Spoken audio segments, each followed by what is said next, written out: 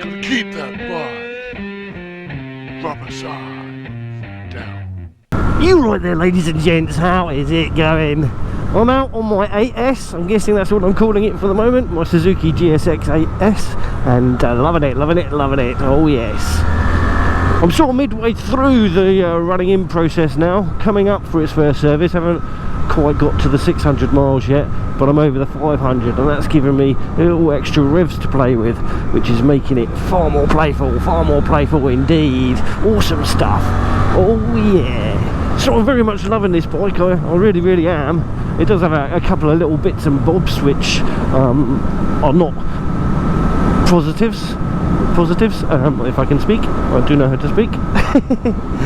Nothing mega, just that sometimes you can catch the quick shifter out, I think it is. Yeah, because I don't always use the quick shifter, I sometimes just clutch it because, like, old habits maybe, or just it sometimes just feels more right to use the clutch. But it catches the quick shifter out a little bit, and sometimes the whole thing just dies. Not like the dead engine, but it cuts the power for the quick shifter to the engine to allow you to change gear, but I've already changed gear and it doesn't quite understand what's going on. Yeah, but I've had it a few times, so it's not an singular incident. I do know how to speak, I do know how to speak.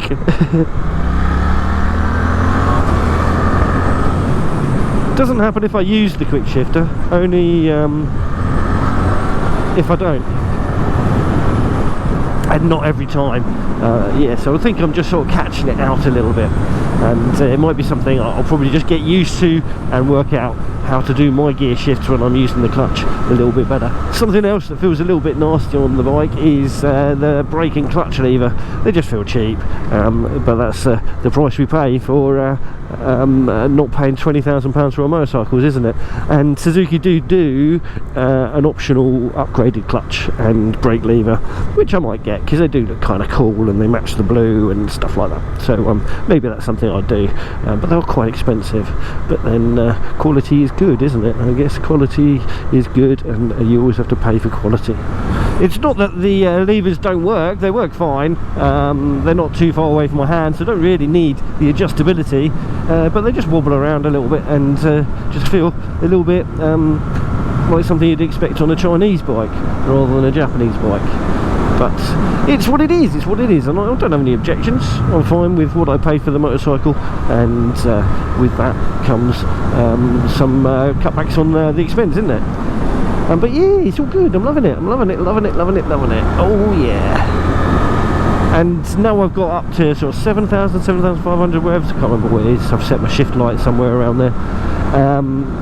Yeah, it's a much more playful machine. I haven't got enough revs to hoist the front over humpback bridges yet though. But I'm sure that will come, I am getting very much used to the quick shifter, and I do like it. I really do like it. It does make gear shifts easier. I didn't have a problem with the old method, you know, though, of using the clutch. I didn't find that something that was missing in my life, or a wasted effort in pulling on a clutch lever to change gear.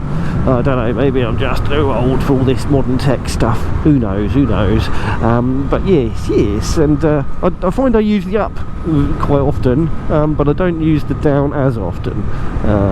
Yeah. Don't know why. Maybe it's mechanical sympathy. My brain is so used to that being a bad idea. I really very much can't wait to get this bike running fully, because yeah, I mean, like with 7,000-ish being my limit at the moment, I've still got up until sort of 9.5, sort of 10,000 RPM to play with once it is fully running. And yeah, because currently it sort of feels like a KTM 390 on steroids. Certainly the riding position is very similar to all that, and yeah, it's even with only 7,000 RPM, it's still got more grunt than that 390 used to have, obviously, with only 40 odd brake horsepower.